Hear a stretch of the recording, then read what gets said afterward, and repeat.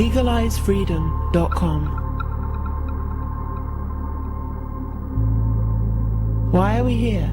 Where do we come from? Where are we going? From the nature of reality to the future of humanity.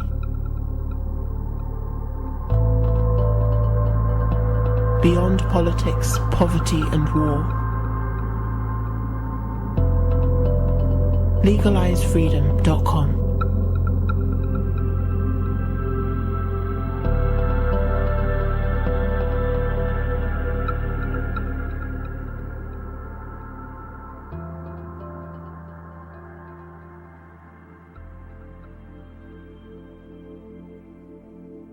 Greetings and welcome once again to LegalizeFreedom.com. I'm your host Greg Moffat and my guest today is William Buhlman, who joins us to discuss out-of-body experiences and his latest book, Adventures in the Afterlife. Adventures in the Afterlife is a powerful journey of spiritual awakening, a bold quest for answers and enlightenment. The old assumptions of heaven are confronted and an expansive new vision of our continuing life is presented. After being diagnosed with cancer, William pursued answers to the mysteries of our existence after death. Confronting his own mortality, he experienced profound insights into what lies beyond our physical body, and our journey into the next life is the basis for adventures in the afterlife. William chronicles his out-of-body experiences and lucid dreams, and although the insights are sometimes surprising, a clear message is always apparent. We are powerful, spiritual beings, and we shape our reality now and in the future. Hello and welcome, William, and thank you so much for joining us today on LegalizeFreedom.com. It's a pleasure to be here, Greg.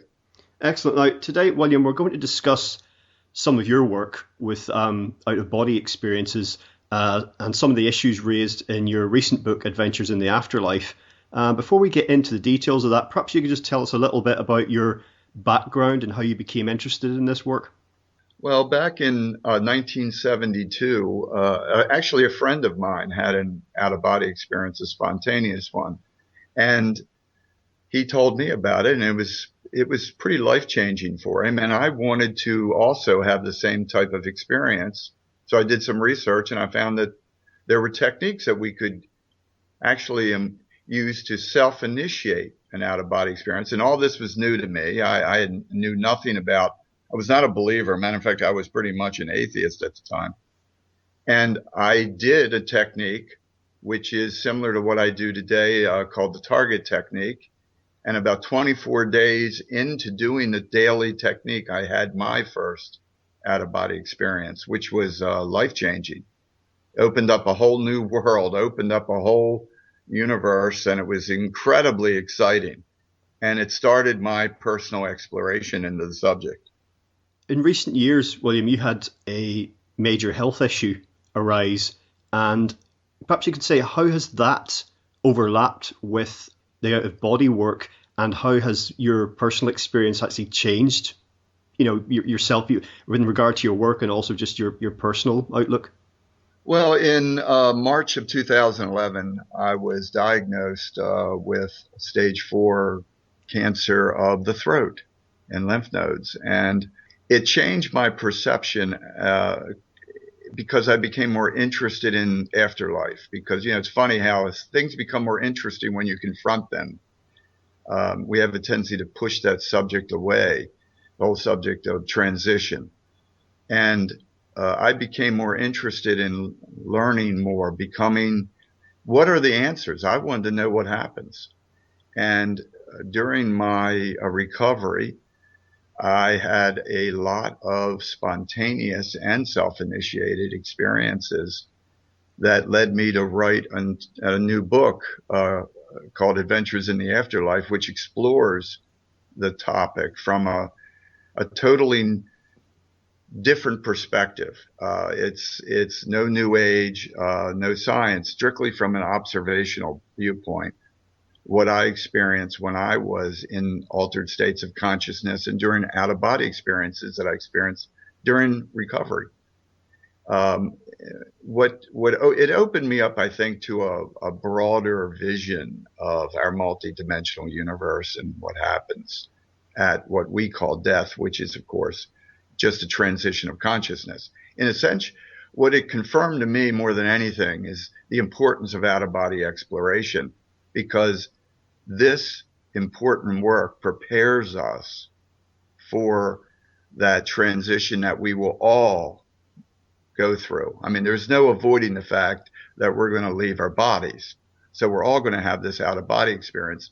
And the more prepared we are, I feel strongly, let's just say, the more enlightened that transition can be. The higher realities, let's say, we may be able to access, because we live in a multidimensional universe. And most people limit themselves by their beliefs. So it opened up a wider world for me. And it was an exciting time where I had an opportunity to learn from personal experience about what we will all confront. This is the idea that you've kind of touched upon, that many people have mentioned over the years and probably longer, of to die before you die, really, in terms of preparation. Yes. Yes, and I think this is really important. In other words, most people go to their transition completely ignorant of what will happen. And they're also very fearful, and because our society, our religions, does not provide any real guidance that's meaningful. There's a lot of hoping and praying, but that is not knowledge. That is not guidance. That is not really preparing anyone for this transition of consciousness that all of us will certainly experience. So I feel it's incredibly important that we gain the knowledge we need. And this knowledge can be gained through out-of-body exploration, because it obviously gives us that firsthand experience of what people call the other side. But it gives us an opportunity to enter in full consciousness the multidimensional universe that we all dwell within, and to begin to become comfortable with our energy body. Because during the transition, after the transition, we're entering, the rules of the road change. We're in a less dense energy body. And there's so much that needs to be learned.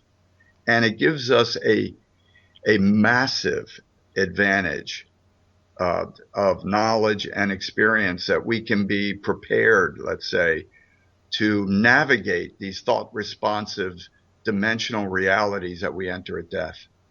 Now, prior to your diagnosis, to what extent were you interested in questions of the afterlife, or was your previous research, basically centered on the out-of-body experience without necessarily addressing questions of transition at death?